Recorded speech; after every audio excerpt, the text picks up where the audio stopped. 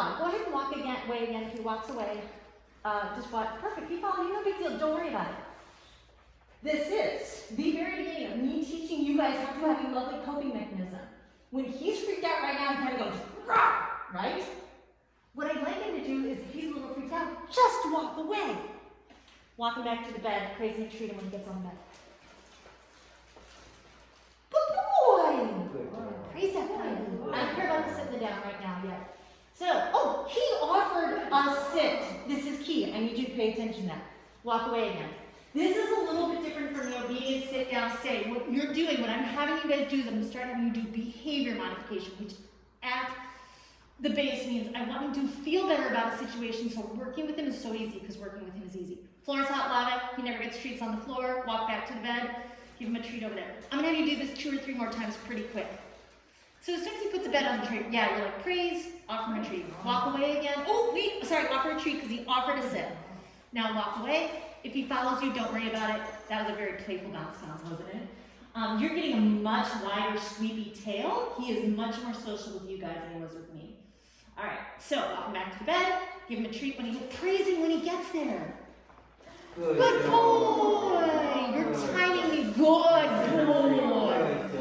Because this is like if he offers play or if he offers a sit, he truly feels comfortable. This isn't you making him do anything. Okay, walk away again. I'm trying to figure out if he can figure out the floor is hot lava. He keeps working you for treats, right? Yeah. So if all of a sudden he just, especially at home, if he just stays on the bed and he's like, why do I keep following you? The only place you give me treats is the bed. I want you to race back to him and give him a couple of treats. Okay, but I think what I'm going to do is I'm going to have you switch to a different step next. So this is kind of what it's, your second step right now is going to be like, you're going to walk over the bed, gets a treat, sits on a treat, and then one or both of you, I want you to step over here if he's still in the bed sitting, treat. You're going to step out here if he's still sitting there, treat. If he gets up, we're just going to say take a break and we're going to walk away. Because I want him to start, I want to work on his coping mechanism and his feeling comfortable about things. And I promise you I'm going to get your dog into this scenario. Not going to be a live one, but at least a fake one. And it'll look a little different when you're outside. Some of these ideas are all going to blend together. So walk him back over, praise him and treat him when he hits the bed. Nice. And right, that time he went right into the sit. So I'm like, go ahead and give him a second treat just for duration. He stayed there for a little while.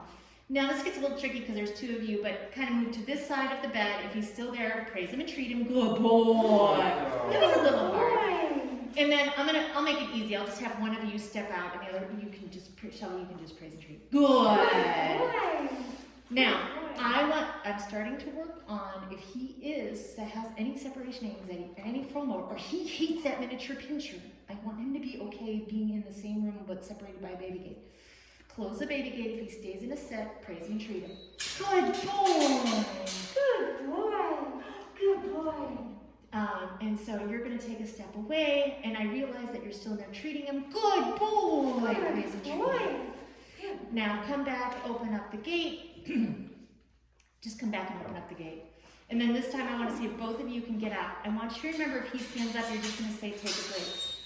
Because this is very nice. This is the start of you saying, when I work on stay, I don't want to be like sit, stay, and like walk all the way over there and call it out to me. I want them to understand that they get all the good things from just remaining in position and being calm. And if he actually started to lay down, I'd be like, oh yes, we could start doing something even more and even harder.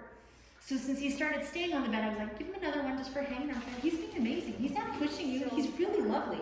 Now, Shelly try stepping to this side of the bed. If he's still there, praise and treat him. Keep it simple. I'm having you break down criteria and step across this side of the gate. Remember, if he stands up, I just want to give him a treat. You're doing so good. Yes, you are. Close the gate. Give him a treat if he stays. If he stands up, it feels so. Look at that. If he take a break, open the door. Don't treat. Just let him have a break. He got worried about, and this makes sense because he was a shelter dog. Just gonna take a break. Go take a little loop through whatever. That's good. But floor's hot lava. Did you see right there when his tail went whoop? Yeah. Whoop? That's helicopter tail. That is way more social. Do you see where his tail's wagging now? Yes. This is a dog that I would try, like if all of a sudden you're like, hey Gwen, should we go work with a live dog right now? And I would be like, well, yes, carefully. That dog that came in like this, not a chance. This dog, so over the course of the, not even 30 minutes that you've been here, he's gotten better and better and better, but we're working at his pace, okay? I understand every time you leave your apartment, he goes a little at other dogs. But this is going to help give you some ways to work on it inside to make it better inside so that when you go out and take a test, you got some other things to do. Okay. So just for funsies, let me have you do that one more time really quick. Go back in there. As soon as he's on the bed, praise and treat. I might introduce fake dog. Good dog. Okay. So, and then kind of take turns. Step one person to this side of the gate. Praise and treat him. Because you're telling him, I love that you're staying no matter what's going on. Shelley, yeah, go ahead. Sorry, my brain is always, good boy. Now, move the gate maybe just halfway because he is definitely upset by that and that makes sense. Oh, take a break. Good job. It is going to be the hardest thing for you guys in the world to be like, no, I want to put him back. And I'm like, no. Because I don't stress him out more. Yes. If you give a dog some agency over accepting that he spent 4 months, 2, 3, 4 months, who knows how long, I don't know.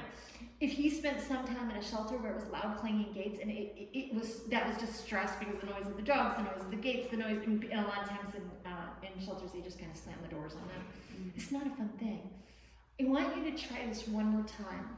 And what I want you to do this time, I'm going to try to do less coaching. When you get him back to the bed, treat him. He sits, treat him. When you step to the other side, treat him. What I want you to do is figure out how much you can shut the gate and have him be successful.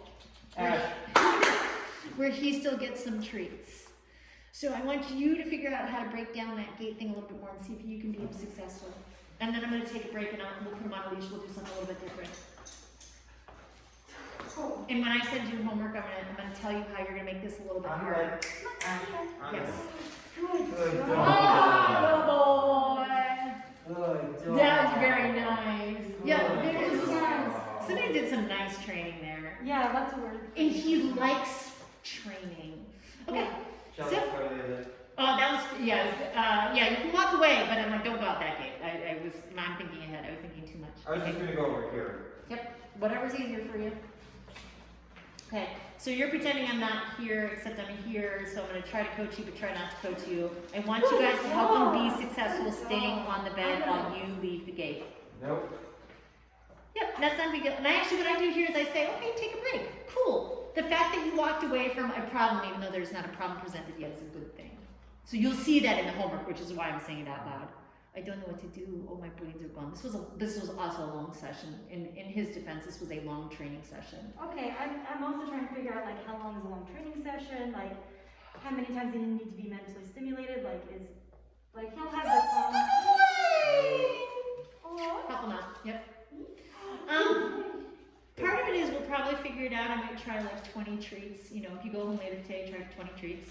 Tomorrow, try to grab 20 treats, do it once or twice. And we're going to talk a little bit more specifically about doing the dog thing. See if you can start leaving again. Yep.